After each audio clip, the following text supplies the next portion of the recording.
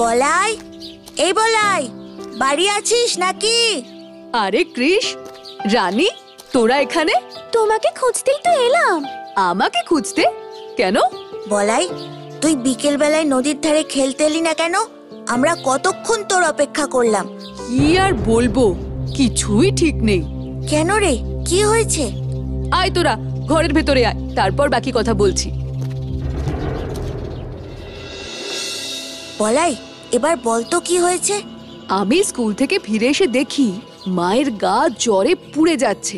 আমি অনেকক্ষণ মাথা ধুয়ে দিলাম, তাও জ্বর একটুও কমলো না। তারপর দৌড়ে গেলাম বৈদ্যমশাইয়ের কাছে। বৈদ্যমশাই বললেন মাকে নিয়ে এক্ষুনি পাশের গ্রামে ওনার এক পরিচিত বৈদ্যর কাছে যেতে হবে। ততক্ষণে বাবাও বাড়ি ফিরে এসেছিল। বাবা মাকে নিয়ে পাশের গ্রামে গেল, আর আমি বাড়িতে রয়ে গেলাম। এই জন্যই বিকেল বেলায় নদীর পাড়ে যেতে পারিনি রে। এত ঘটনা ঘটে গেল, অথচ তুই আমাদের একবারও খবর দিলি না। এদিকে মায়ের শরীরটা এত খারাপ, তার উপর একটু আগে খবর আসে দিদার কুনুই ভেঙে গেছে। সে কি গো? তা না হলে আর বলছি কি, ওখানকার কবিরাজ মশাই ওষুধ দিয়েছেন, সাথে বলেছেন বিশ্রামে থাকতে। মা অসুস্থ, এই অবস্থায় দিদারকে দেখাশোনা করবে বলতো? আমরা যদি দিদার বাড়ি গিয়ে কিছুদিন থাকি তাহলে কেমন হয়? আরে রানী, আমার দিদার বাড়ি অনেক দূর, নৌকা করে 2 ঘন্টা যেতে হয়। তারপর ঘাট থেকে নেমেও প্রায় 3 মাইল হাঁটা। দূর তো কি হয়েছে, পৃথিবীর বাইরে তো আর নয় রে বাবা। কিন্তু তোদের তো স্কুলে যাওয়া হবে না, পণ্ডিত মশাইয়ের কাছে বকা খাবি। না না, পণ্ডিত মশাই আমাদের আসল উদ্দেশ্য জানলে একদমই বকবেন না। কারণ পণ্ডিত মশাই সব সময় বলেন, স্কুলের পরীক্ষার খাতায় নম্বর কম পেলেও মানুষ হিসেবে নম্বর যেন কখনো কম না হয়। সত্যি তোদের মতো বন্ধু পেয়ে আমি ধন্য। তাহলে কাল সকালে রওনা দিলে কেমন হয়? দুপুরের মধ্যেই পৌঁছে যাব। ঠিক আছে, তাহলে তাই হোক।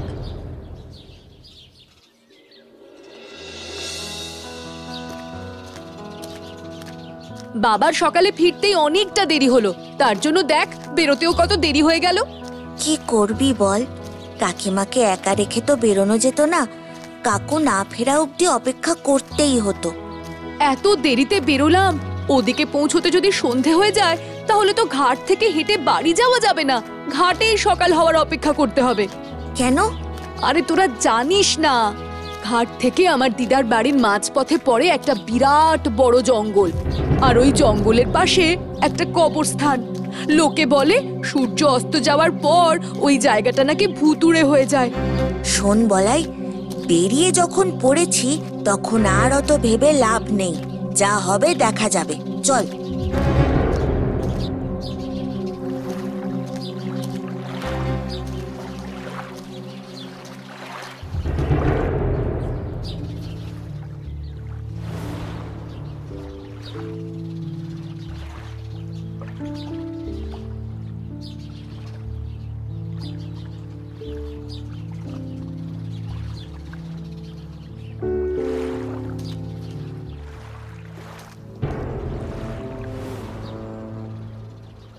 শোন কৃষ, আমার মনে হয় আজকের রাতটা এই ঘাটেই অপেক্ষা করে যাওয়া ভালো। সে কি বলছিস বলাই? এতটা পথ অতিক্রম করে এসে শেষে কিনা এইটুকু রাস্তায় হেঁটে যাওয়ার ভয়ে আজ রাতে বাড়ি যাব না? আচ্ছা, এখান থেকে কোনো গরুর গাড়ি বা ঘোড়ার গাড়ি পাওয়া যাবে না? না রে, বলছি না এইসব রাস্তা ভুতুড়ে, শুনশান। সূর্যাস্তের পর এই রাস্তা দিয়ে কেউ যাতায়াত করে না। লোকের যাতায়াত নেই বলে গরুর গাড়ি বা ঘোড়ার গাড়িও থাকে না। শ্রীকৃষ্ণের নাম নিয়ে হাঁটা শুরু করি, দেখবি পথে কোনো বিপদ আমাদের ছুঁতেই পারবে না।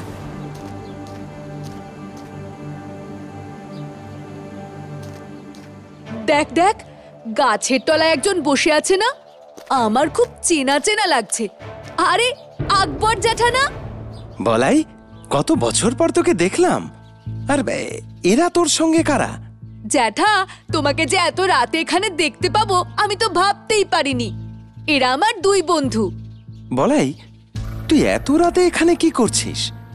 দিদার কুনুই ভেঙে গেছে, তাই এসেছি এখানে দিনখানেক দিদার সাথে থাকবো বলে।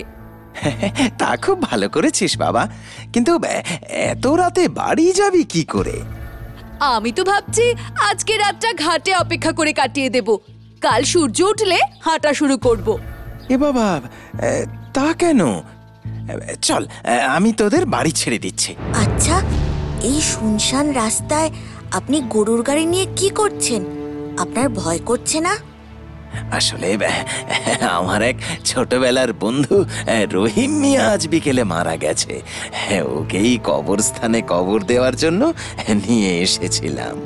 আচ্ছা, আকবর জ্যাঠা যদি আমাদের গরুর গাড়ি করে দিদার বাড়ি ছেড়েই দেয় তাহলে তো খুব সুবিধা হয়। হ্যাঁ চল, আমরা তাড়াতাড়ি উঠে পড়ি। কি রে কৃষ, তুই ওখানে দাঁড়িয়ে কি ভাবছিস? তুই গাড়িতে উঠবি না? আসছি, দাঁড়া। এই ভদ্রলোককে আমার কি জানি কেন সুবিধের লাগছে না। হে কৃষ্ণ, আমাদের ভালোই ভালোই পৌঁছে দিও ঠাকুর।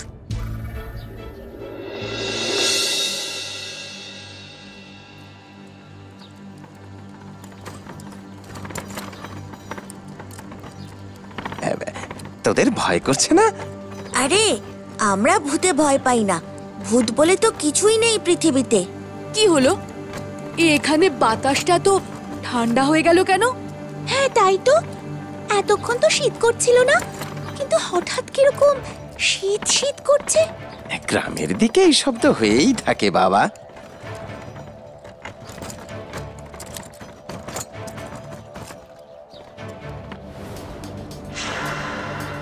আরে আকবর জ্যাঠা, তুমি এটা কোন রাস্তা ধরলে? এই রাস্তা দিয়ে তো আমি কখনো দিদার বাড়ি যাইনি। আরে এই রাস্তা দিয়ে তাড়াতাড়ি হবে। কিন্তু ফলকে লেখা আছে সামনে কবরস্থান। আকবর জ্যাঠা, তুমি আমাদের কবরস্থানের দিকে কেন নিয়ে এলে?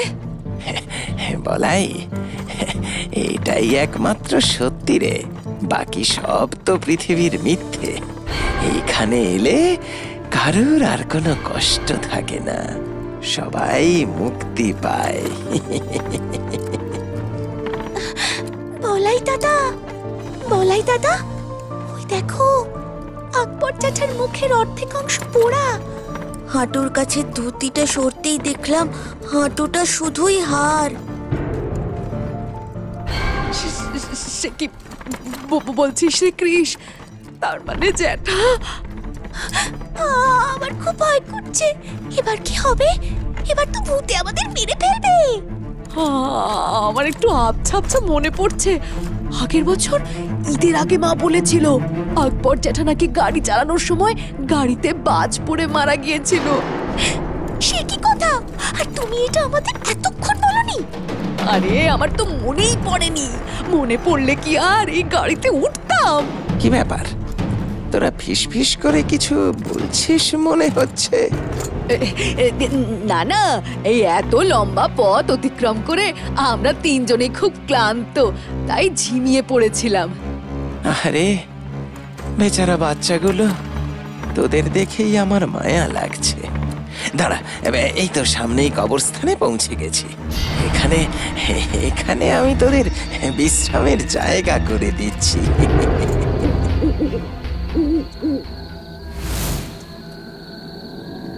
আচ্ছা আকবর জ্যাঠা, আমরা এখান থেকে হেঁটেই চলে যেতে পারবো, আমাদের কোনো অসুবিধা হবে না। না না, আমি তোদের কিছুতেই হেঁটে যেতে দেব না। अरे बोलाई, कितना बड़ा हो गया है। हाँ, कितने दिन बाद পড়ে তোকে দেখলাম আমি। তুমি রহিম চাচা না? দিদার বাড়ির পাশের বাড়ি তো। হ্যাঁ, তুই একদম ঠিক চিনতে পেরেছিস আমাকে, বিলকুল সহি কাহা। কিন্তু আকবর জ্যাঠা, তুমি যে বলেছিলে রহিম মিয়া মারা গেছে। আরে এই রহিম সেই রহিম না। তোদের বুঝতে কিছু ভুল হচ্ছে। আরে আমি তো দিব্য সহি সালামত জিন্দা আছি, আমি কখন মরলাম?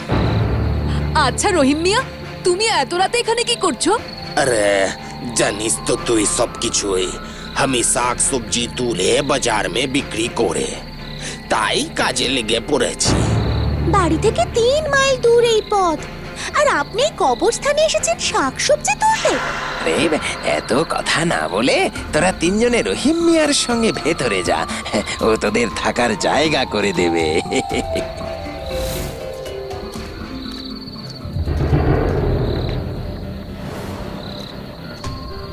আমরা খুব বাজেভাবে ফেঁসে গেছি। এখান থেকে পালানোর আর কোনো উপায় নেই মনে হচ্ছে। এতটা ভেঙে পড়িস না, মনে মনে শ্রীকৃষ্ণকে স্মরণ করতে থাক, উনি আমাদের পথ দেখাবেন। শ্রীকৃষ্ণ বলতে মনে পড়লো, এই কবরস্থান থেকে কিছুটা দূরেই একটা শ্রীকৃষ্ণের মন্দির আছে। ওই যে তোমাদের ঘর, ওখানেই তোমরা একটু বিশ্রাম করো। আমি আশেপাশে সবজি তুলে আসছি। চল, আমাদের এক্ষুনি এখান থেকে পালাতে হবে। শ্রীকৃষ্ণের সেই মন্দিরে আমাদের পৌঁছতেই হবে।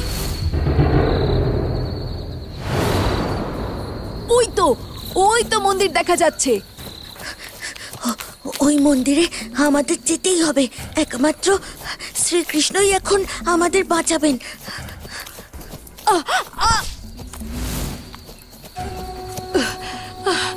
আমি আর পারছি না রে কৃষ। এই একদম তুই মন্দির থেকে নামবি না, আমায় ভূতে ধরলে ধরুক, তুই আর রানী সুস্থভাবে ফিরে যাস। তোদের তিনজনকে মেরে আমি রক্ত খাবো, আর তাহলেই আমার আত্মা মুক্তি পাবে। নেমে আয় বলছি। ভেতর মতো মন্দিরে গিয়ে দাঁড়িয়ে আছিস কেন? সাহস থাকলে তোদের বন্ধুকে বাঁচাতে নেমে আয়।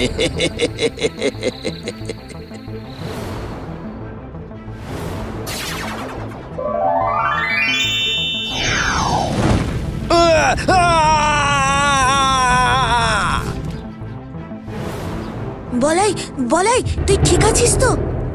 না রে, আমি ঠিক আছি, আমার কিচ্ছু হয়নি। আমাদের সঙ্গে তো শ্রীকৃষ্ণ আছেন, আমাদের প্রাণে মারবে এই সাহস কার?